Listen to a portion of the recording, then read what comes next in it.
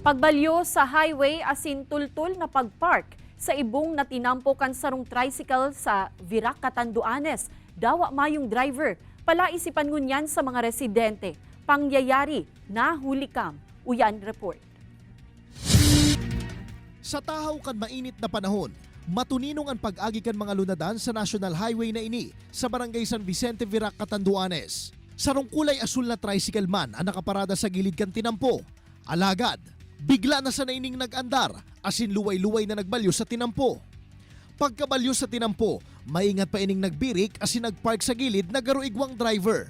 May hiling man ang duwang residente, nagaro na kubanan sa nahiling, huli tamayo masubot nin driver ang lunadan kan mangyari ang insidente. Nganing makasiguro sa saindang nahiling, nagpasiring pasubot ang duwa sa barangay hall asin pinareview ang CCTV footage sa lugar.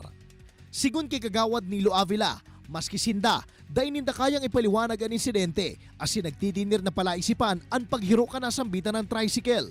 Wala talaga akong tao yun kasi sinek ko po after nung mag-review ako ng CCTV.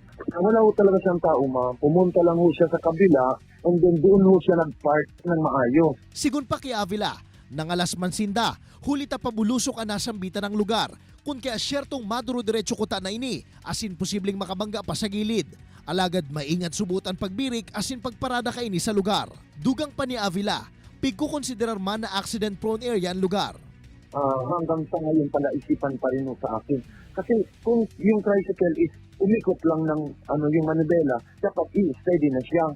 Ang pinagtataka ko kung bakit pa nakarating doon sa pinakagilid. Mientras tanto, pigpurbaran man ako nin pahayag kan news team ang mga nakahiling. Alagad sigun sa opisyal, nagsayo man ang mga ini na magkomento pa sa insidente.